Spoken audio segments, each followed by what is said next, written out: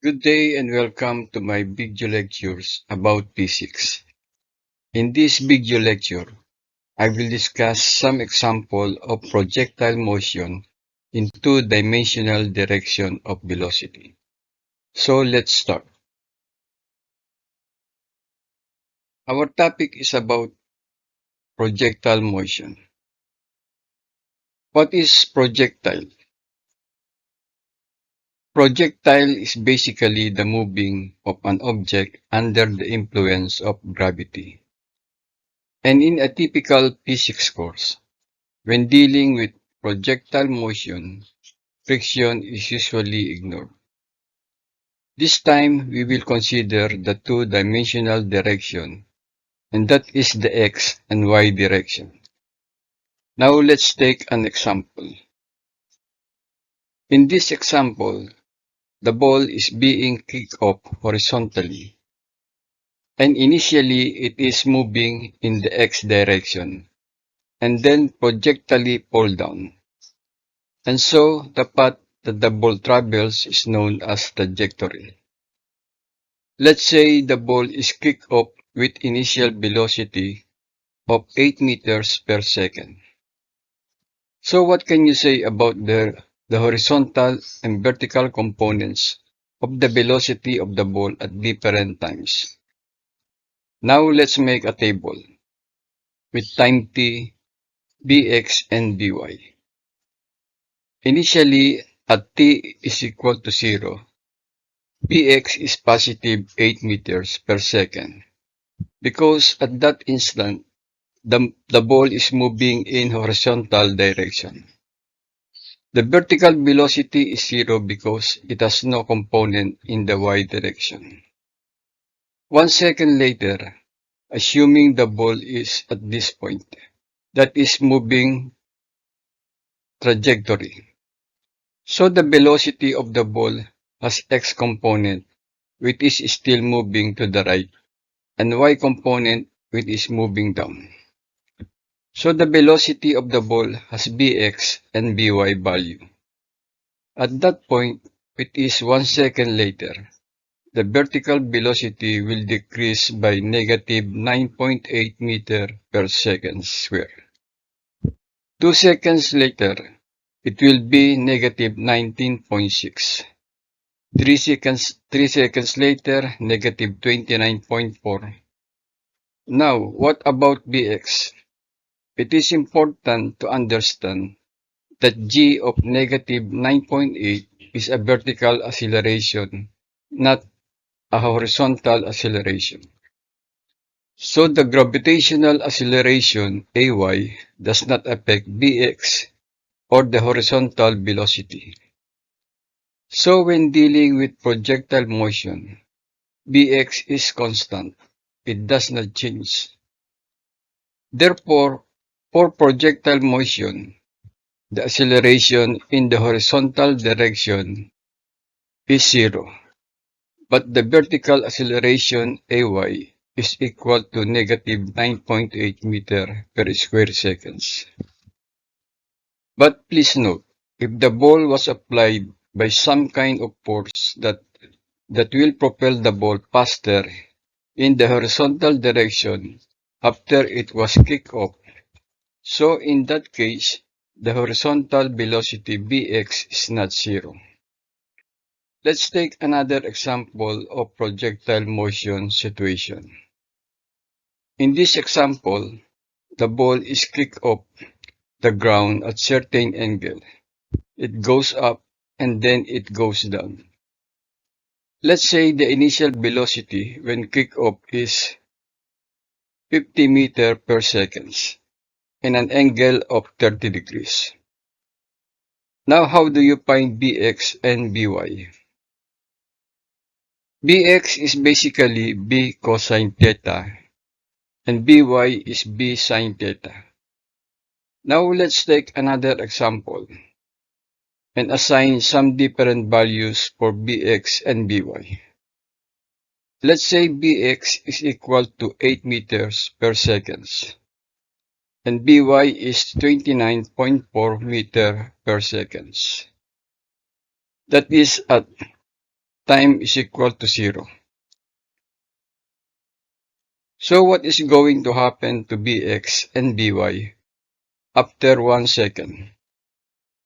We already learned that Bx is constant. It will not change. The gravity does not affect Bx, it only affects By. So 1 second later, Bx is still 8 meters per second, but By will decrease by 9.8, so By is 9.8 meter per second. So 2 seconds later, the ball reaches its maximum height and By is 0. So it's not going up anymore, but is still moving to the right at 8 meters per second. 3 seconds later, Bx is still 8 meter per second, but By is negative 9.8 meter per second. Negative because the ball is going down. 4 seconds later, Bx is still 8 meter per second, but By is 19.6 meter per second. So notice that the speed is the same when the height is the same. It means that the trajectory is symmetrical. Symmetrical because the left or up direction is similar to the right or downward direction. So at certain height, let's say at 1 seconds on the left side and 3 seconds on the right side, the value is the same at 9.8 meter per second. We will also see in the table the changes in velocity for every second. Now we will discuss about Newton's 3 laws of motion. The first law states that an object at rest remains at rest, or if in motion, remains in motion at a constant velocity unless acted on by a net external force. Let's say we have an object lying in a plain horizontal surface. The object is at rest, it is not moving. The only way to move this object is by applying a force, and that force is either a push or pull action. In this case, the force is pushing the box towards the right direction. We can also get the box to move towards the right direction if we take a rope and pull the rope towards the right. So here is the push action and this one is the pull action. And the way to pull something is by means of the rope. Whenever you have a force acting on a rope, this force is known as tension force. In summary, the object will remain at rest unless a force is applied. If it is in motion, it will remain in motion. Let's say this box is moving to the right direction. So it is sliding across the surface. The only way to stop the box from moving in the right direction is to apply a force in the opposite direction. Friction will do that too. We can say that force that comes from friction will be greater if the surface where the object is sliding is rough.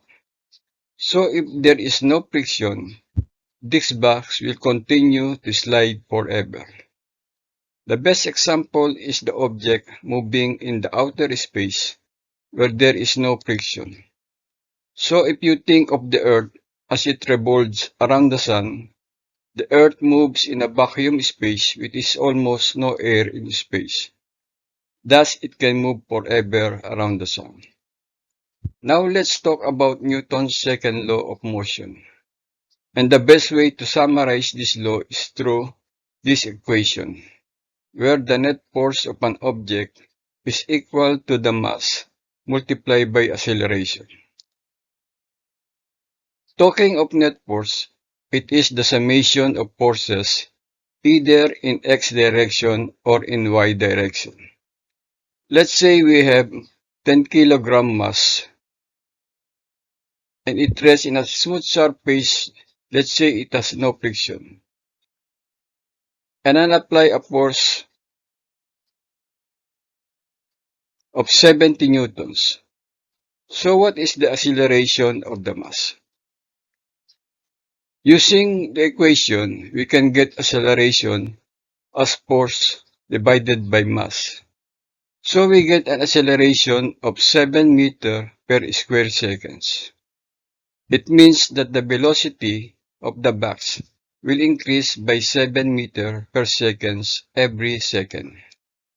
So whenever you apply a force on an object, you exert an acceleration on that object, and as a result, you are increasing the velocity of the object, and that object will begin to move in faster pace.